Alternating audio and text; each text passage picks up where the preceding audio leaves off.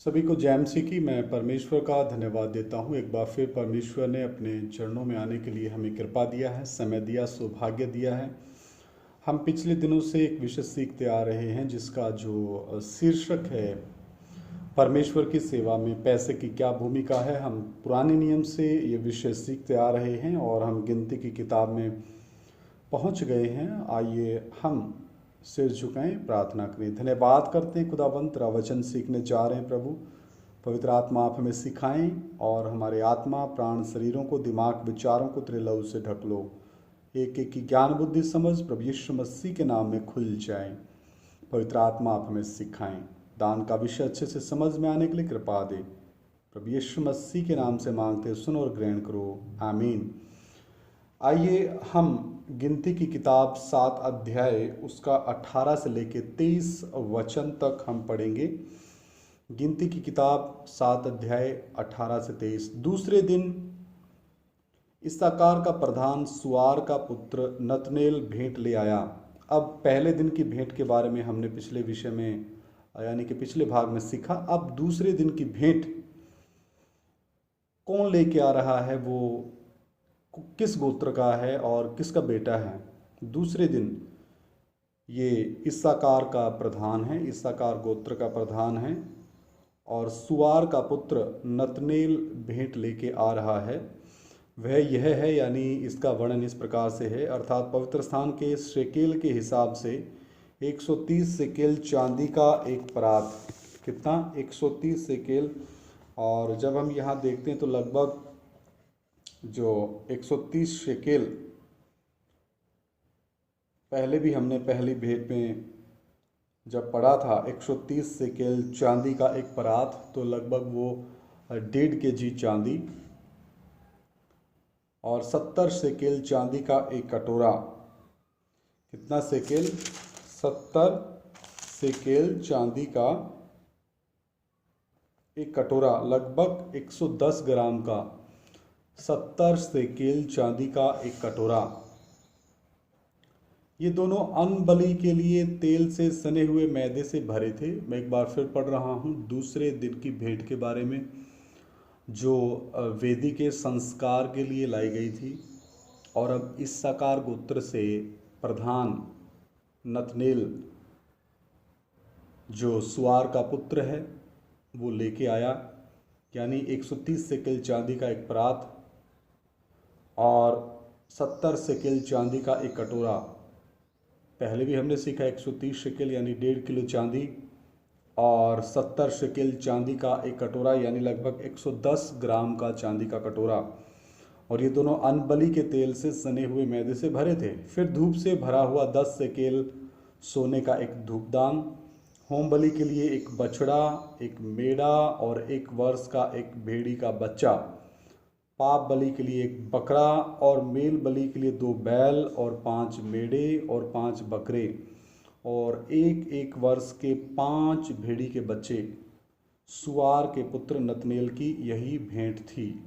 तो अगर हम इनको गिनती करें तो सबसे पहले 130 शेकेल चांदी का एक परात, उसके बाद 70 शेकेल चांदी का एक कटोरा और उसके बाद नंबर 3 पे 10 शेकेल सोने का एक धूपदान, नंबर 4 होम बलि के लिए एक बछड़ा, नंबर 5 एक मेढ़ा, नंबर 6 1 वर्ष का एक भेड़ी का बच्चा और नंबर 7 पाप बलि के लिए एक बकरा और नंबर 8 मेल बलि के लिए 2 बैल, नंबर 9 5 मेढ़े, नंबर 10 5 बकरे, नंबर 11 1 वर्ष के 5 भेड़ी के बच्चे।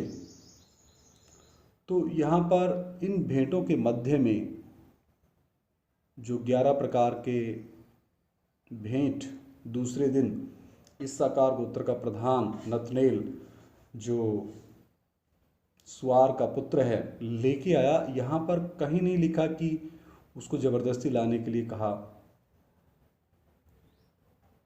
यहाँ पर यह भी नहीं लिखा कि वो आशीष बरकत चंगाई के लिए भेंट लेके आया। नहीं, ऐसा कहीं कुछ भी नहीं लिखा, बल्कि वो अपनी इच्छा से लेके आया है। ये दान और ये जो भेंट है वो वेदी के संस्कार के लिए अपनी इच्छा से लेके आया।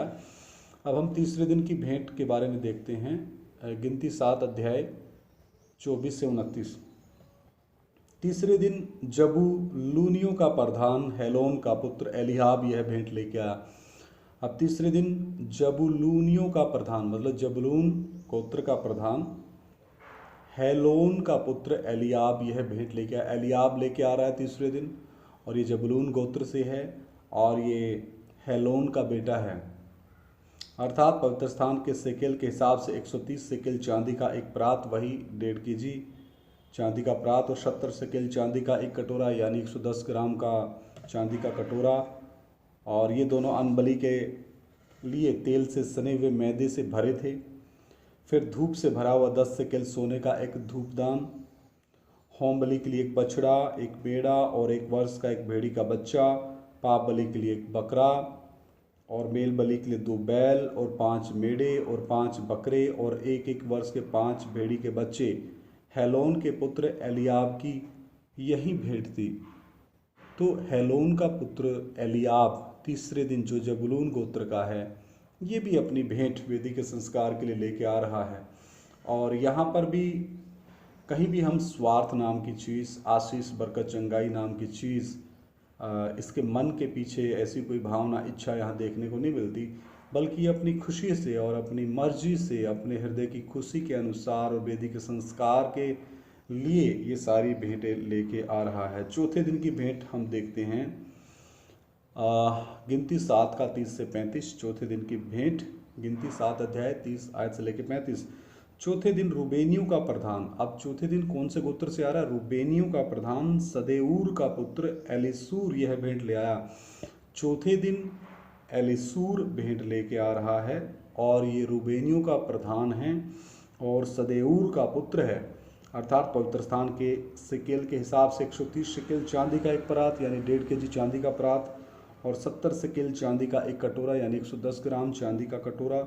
ये दोनों अन्न बलि के लिए तेल से सने हुए मैदे से भरे थे। फिर धूप से भरा हुआ 10 शिकेल सोने का एक धूपदान, होम बलि के लिए एक बछड़ा और एक मेढ़ा और 1 वर्ष का एक भेड़ी का बच्चा, पाप बलि के लिए एक बकरा और मेल बलि के लिए 2 बैल और 5 मेढ़े और 5 बकरे और 1 वर्ष के 5 भेड़ी के बच्चे। सदेऊर के पुत्र एलीसूर की यही भेंट थी। तो 4 दिन की भेंट के बारे में हमने देखा। चौथे दिन जो सदेऊर का पुत्र एलीसूर भेंट लेके आ रहा है, जो रूबेनियों का प्रधान है और इसका नाम एलीसूर है और इसके पिताजी का नाम सदेऊर है। तो इन चौथे दिन की भेंट में भी सदेऊर का जो पुत्र एलीसूर की कोई मनसा या इच्छा या उसकी कोई ज़बरदस्ती वाली भावना या आशीष बरकत चंगाई, परमेश्वर को 10 रुपये दो तो 100 रुपये वापस पाने की इच्छा, ऐसा कोई मन हम नहीं देखते, बल्कि भेंट की विधि भी वही है। और ये भेंट वेदी के संस्कार के लिए सभी लेके आ रहे हैं और परमेश्वर ने जैसा अपने दास को आज्ञा दी थी उस आज्ञा का पालन कर रहे हैं।